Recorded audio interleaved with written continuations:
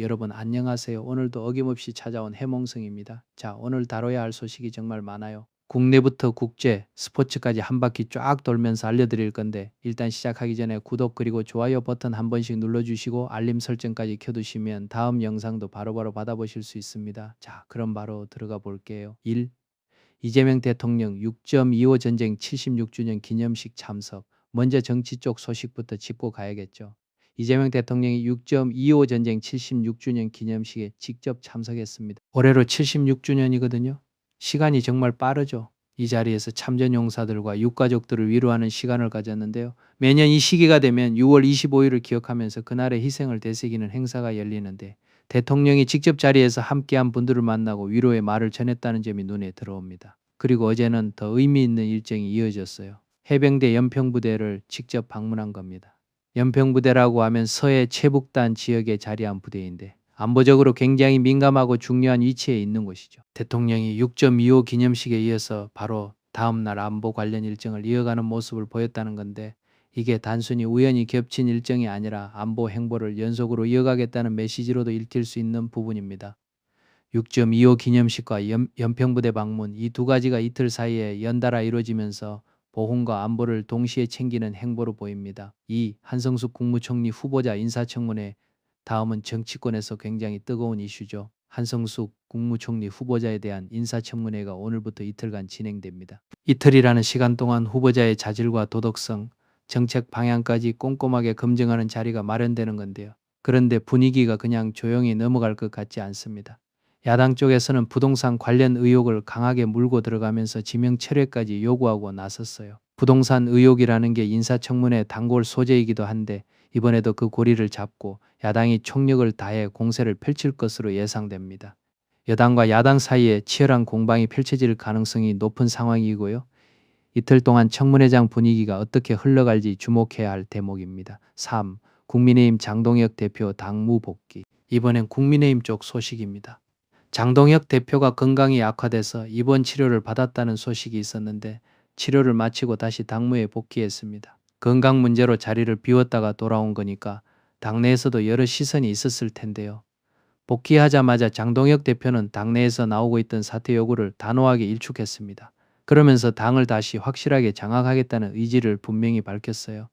그런데 흥미로운 점은 이렇게 본인이 재장악 의지를 밝히고 있는 와중에도 당 일각에서는 이미 후임을 찾으려는 움직임이 감지되고 있다는 겁니다. 한쪽에서는 대표가 복귀해서 다시 힘을 모으겠다고 하고 다른 쪽에서는 후임 구도를 그려보고 있는 묘한 줄다리기 양상이 펼쳐지고 있는 셈이죠. 국민의힘 내부 기류가 앞으로 어떻게 정리될지 계속 지켜봐야 할 것 같습니다. 4. 더불어민주당 정책내 대표 사퇴, 연임 도전, 여당 쪽으로 넘어가 보겠습니다. 더불어민주당 정청래 대표가 임기를 2달이나 앞두고 사퇴를 선언했습니다. 그런데 이 사퇴가 끝이 아니라 시작이에요. 바로 연임 도전을 위한 출발점이었던 거죠. 임기가 끝나기 전에 미리 자리에서 내려와서 다시 도전하겠다는 그림을 그린 셈이. 그리고 사퇴 직후 첫 행보로 택한 것이 의미심장합니다. 문재인 전 대통령을 만난 거예요. 사퇴하고 가장 먼저 찾아간 인물이 문재인 전 대통령이라는 점에서 이 만남이 앞으로 정청래 대표의 연임 도전 과정에서 어떤 의미를 가지는지 정치권 안팎에서 관심이 쏠리고 있습니다. 5. 신천지 이만희 총회장 구속 사회 이슈로 넘어가겠습니다. 신천지 이만희 총회장이 구속됐다는 소식입니다. 혐의는 국민의힘의 집단으로 입당시키는 과정에서 강제성이 있었다는 의혹이에요. 신도들을 동원해서 특정 정당의 집단 입당시키려 했다는 의혹이 제기됐고 이게 결국 구속으로까지 이어진 겁니다. 이미 전 간부들이 먼저 신병이 확보된 상태였는데 이번에 조직의 정점에 있는 이만희 총회장까지 구속되면서 수사의 속도가 붙을 것으로 보입니다. 정점에 있는 인물의 신병을 확보했다는 건 수사기관 입장에서는 핵심 키를 손에 넣은 것과 마찬가지니까요. 앞으로 이 사건이 어떻게 전개될지 계속 추적해 봐야 할 것 같습니다. 6. 미국이란 실무회담 재개, 레바논 전쟁 종식 압박. 이제 국제 뉴스로 넘어가 보겠습니다. 미국과 이란이 다음 주 초에 실무회담을 다시 재개할 예정이라는 소식입니다. 양국 간 대화가 다시 테이블에 오른다는 거죠. 그런데 이란이 이번 회담을 앞두고 새로운 카드를 꺼냈어요. 레바논 전쟁 종식까지도 매우 중요한 의제라고 강조하면서 이스라엘을 향해 압박을 가하고 있는 겁니다. 레바논 전쟁이 끝나야 한다는 메시지를 던지면서 이스라엘 쪽에 철군을 요구하는 모양새인데 이스라엘은 입장이 확고합니다. 철군은 불가하다는 기존 입장을 그대로 고수하고 있어요. 미국과 이란의 실무회담, 레바논 전쟁을 둘러싼 이란과 이스라엘의 줄다리기, 이 두 흐름이 함께 맞물려 돌아가고 있는 상황입니다. 7. 트럼프 IAEA 사찰단에 미국인 포함 발언, 이란 호르무즈 해협 통행료 발언. 같은 중동 이슈 연장선에서 도널드 트럼프 미국 대통령이 직접 입을 열었습니다. IAEA, 그러니까 국제원자력기구 사찰단에 미국인이 포함될 것이라고 밝힌 거예요. 핵 관련 사찰에 미국 인력이 들어간다는 발언인 만큼 이란 핵 문제를 둘러싼 미국의 관여도가 한층 더 높아질 수 있다는 신호로 읽힙니다. 그리고 이와 별개로 이란 쪽에서도 발언이 나왔는데요. 호르무즈 해협을 지나는데 통행료를 받지 않겠다고 공식적으로 통보했습니다. 호르무즈 해협은 전 세계 원유 수송에서 매우 중요한 길목으로 꼽히는 해협인데 여기서 통행료를 받지 않겠다는 입장을 명확히 한 거죠. 트럼프의 IAEA 발언과 이란의 호르무즈 해협 통행료 관련 통보, 두 소식이 같은 날 함께 전해지면서 중동 정세를 둘러싼 긴장감이 계속 이어지고 있다는 걸 보여줍니다. 8. 프랑스 첫 에볼라 확진자 발생, 이번에는 보건 이슈입니다.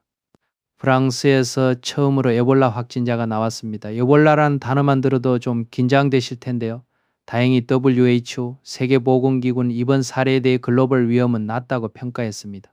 전 세계적으로 확산될 위험은 크지 않다고 본 거예요. 확진자의 신상도 함께 전해졌는데 민주콩고에서 인도주의 활동을 하다가 귀국한 의사라고 합니다.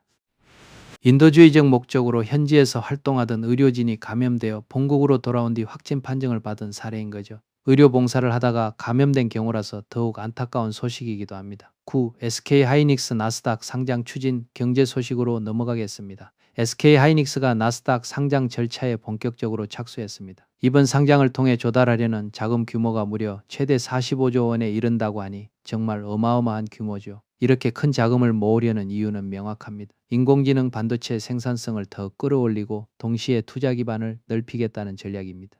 AI 시대를 맞아 반도체 수요가 계속 늘어나는 가운데 SK하이닉스가 나스닥이라는 글로벌 무대에서 대규모 자금을 확보해 생산 능력과 투자 이력을 동시에 키우겠다는 큰 그림을 그리고 있는 셈입니다. 10. 뉴욕 증시 마이크론 실적 발표 앞두고 상승, 이어서 뉴욕 증시 소식입니다. 마이크론의 실적 발표를 앞두고 뉴욕 증시가 전반적으로 상승세를 보이고 있습니다. 마이크론은 반도체 업계에서 실적 발표가 시장 전체 분위기를 가늠하는 바로미터처럼 여겨지는 기업인데 이 실적 발표를 기다리는 와중에 시장이 오름세를 타고 있는 거죠. 이렇게 증시가 강세를 보이는 배경에는 기술주 급락 이후 나타난 저가 매수 움직임이 자리하고 있습니다. 한동안 기술주들이 큰 폭으로 떨어졌었는데 가격이 낮아진 만큼 지금이 매수 기회라고 판단한 투자자들이 매수에 들어가면서 증시 강세를 이끄는 재료로 작용했다는 분석입니다.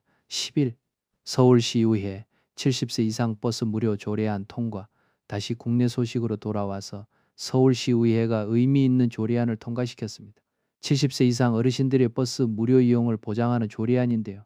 이 조례안이 통과되면서 법적인 기반이 마련됐습니다. 법적 근거가 생긴 만큼 앞으로 어르신들이 버스를 이용할 때 부담하던 교통비가 줄어들 것으로 전망됩니다.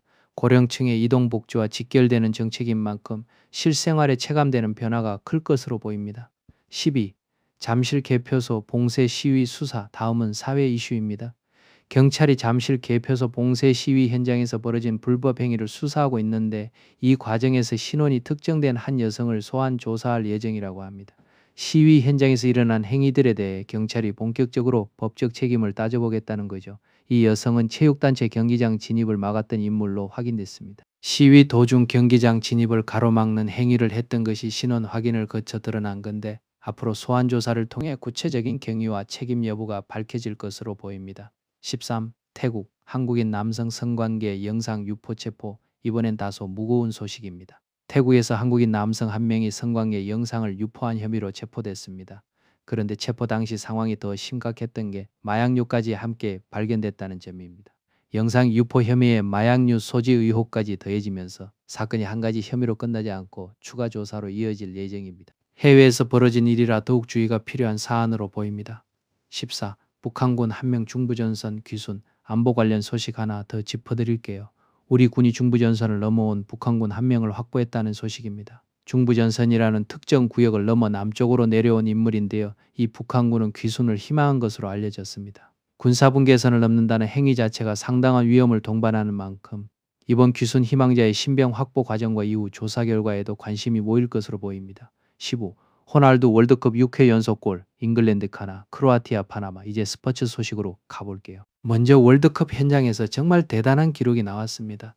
포르투갈의 호날두가 월드컵에서 6개 대회 연속으로 골을 넣는 기록을 세웠습니다. 한 선수가 6번의 월드컵에서 빠짐없이 골을 넣는 건 정말 보기 드문 일이죠. 다른 경기 결과들도 함께 전해졌는데요. 잉글랜드는 가나와 비기는 결과를 냈고 크로아티아는 파나마를 상대로 승리를 거두면서 32강 진출에 한 발짝 더 다가섰습니다. 조별리그 막바지로 갈수록 각 팀들의 희비가 엇갈리는 모습이 계속되고 있습니다. 16. 홍명보 감독 남아공전 라인업 변화 예고. 축구 국가대표팀 소식도 빼놓을 수 없죠. 홍명보 감독이 남아공과의 경기를 앞두고 선발 라인업에 변화를 주겠다고 예고했습니다. 어떤 변화일지가 관심사인데요. 가장 유력하게 거론되는 카드는 손흥민과 오영규를 동시에 출격시키는 방안입니다. 두 선수를 함께 그라운드에 세우는 조합이 실제로 채택될지, 그리고 그 결과가 어떻게 나올지 경기 당일까지 팬들의 관심이 집중될 것으로 보입니다. 17. 오늘 날씨. 마지막으로 날씨 소식 전해드리겠습니다.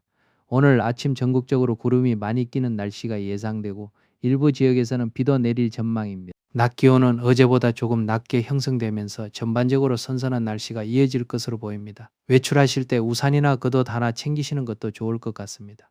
자, 오늘 준비한 소식들은 여기까지입니다. 국내 정치부터 국제 정세, 경제, 사회, 스포츠, 날씨까지 정말 알차게 다뤄봤는데요. 도움이 되셨다면 구독과 좋아요 부탁드리고 알림 설정까지 켜두시면 다음에 더 빠르고 정확한 소식으로 찾아오겠습니다. 해몽성은 항상 여러분과 함께합니다. 다음 영상에서 또 만나요.